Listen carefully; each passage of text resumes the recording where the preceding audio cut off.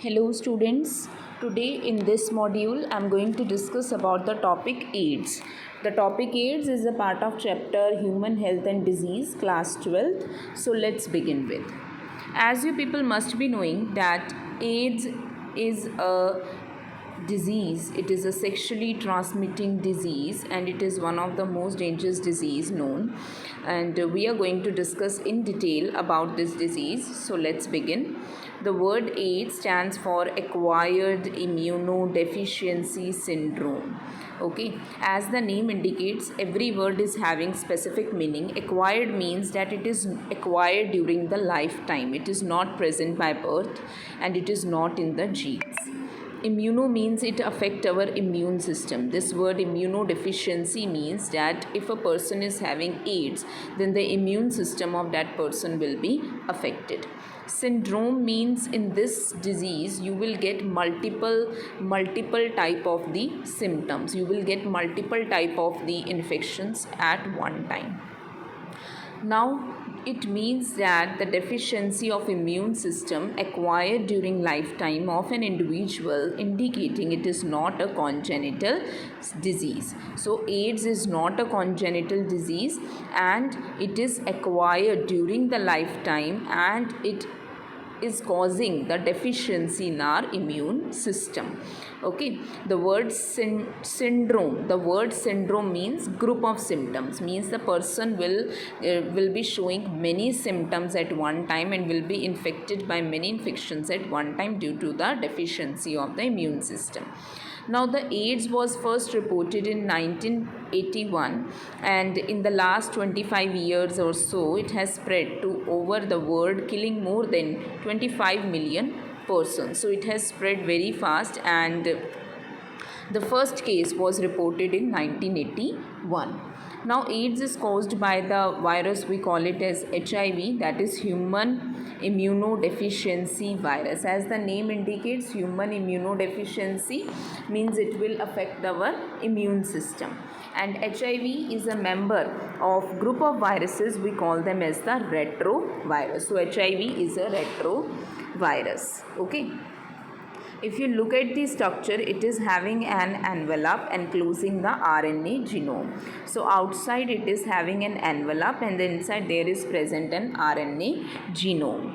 Now, the transmission of the HIV infection generally occurs by sexual contact with infected person, by transfusion of the contaminated blood and blood products, by sharing the infected needles, as in case of the intravenous drug abusers, and from infected mother to the child through placenta. So there are many people who are at high risk, and these people which are having sexual contact with multiple people, and who are taking any blood transfusion, or drug abusers, or if mother is infected, okay, such people will be the people who will be at high risk. Okay, so these are the 4 points of the transmission of the HIV infection. Okay, now the most of the people who are at high risk are those individuals who have multiple sexual partners. The drug addicts are at greater risk because they used to take the drugs intravenously and they don't change the needle. They may use the same needle. Individuals who require blood transfusion, they are also at the risk, and the child which is born to the HIV infected mother, that child is also at a risk. Now, it is important that HIV AIDS is not spread by just touch or any physical contact. Means you can sit with the person who is having AIDS and you can shake hands with the person who is having AIDS. There is no chance that it will be transmitted by the touch or by the physical contact. Okay. HIV AIDS spread only through the body fluids. If the body fluids of the infected person come into a healthy person, only then it will be transmitted.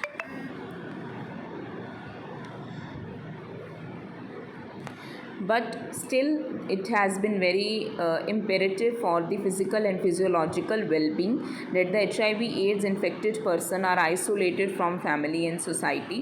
It happens in our society that the people who are infected with HIV/AIDS, they are, they have been isolated from the society, and were seen with different eyes, and they were, tortured, and they were behaved in a very rude manner. But it is not so. It don't spread by just physical contact. Now, HIV/AIDS, there is a great time lag between the infection and the appearance of the AIDS symptom, and the period may be a few months and a few many years, maybe 5 to 10 years. So for a person to show the complete symptoms of the AIDS, it may take much time. So the time may vary from person to person. It may be few months for few, and it may be many years for the other people. Okay, so there is a great time lag between the infection and the actual appearance of the symptoms. Now, how the HIV causes the AIDS, let us look at the cycle now. Now, after getting into the body of the person, the virus enter into the macrophages, where the RNA genome of the virus replicate to form the viral DNA with the help of the enzyme reverse transcriptase. Now, this viral DNA get incorporated into the host cell's DNA and directs the infected cell to produce the virus particles. The macrophages continue to produce viruses in this way, like a HIV factory. So see to this diagram which is given over here. This is the retrovirus HIV. You can see it is having an outer coat and inner RNA genome. Okay. Now this viral RNA core, okay, this retrovirus is having a viral RNA core, and it is having a viral protein coat. Now when it will affect the cell of an animal, or it will affect any normal cell, any healthy cell, what will happen? The viral RNA will be introduced into the cell. The protein coat will be outside only. Only the viral genome will enter into the plasma membrane of the cell. Okay. Now the viral RNA is a part of a healthy cell, a normal healthy cell. Now this viral RNA will get converted into viral DNA by the help of the reverse transcriptase, and it will make the viral DNA. So a viral DNA will be produced by reverse transcriptase. Now this viral DNA then get incorporated into the DNA of the host genome. So it will become the part of the DNA of the host cell. Now this DNA is now having the host DNA as well as the viral DNA. Okay. Now it will start producing new viral RNAs. Okay. So new viral RNAs will be produced by this DNA, and this new viral RNA will then form new viruses. So multiple viruses will be formed inside the cell, and the cell will behave like a factory of producing the HIV virus. Now when the cell will burst, okay, these viruses will be released from the cell, okay, and this virus will then affect the other cells. It can also happen that the infected cell may survive while viruses are being replicated and released. So it is not compulsory that the cell will burst every time. It may burst, but it can happen that the cell remain infected, and it may survive for a long period of time and behave like a factory of producing the viruses. Meanwhile, the viruses may replicate, and they may be released from the cell, and the cell remain like that only, and it will be surviving. I hope the cycle of the AIDS is clear.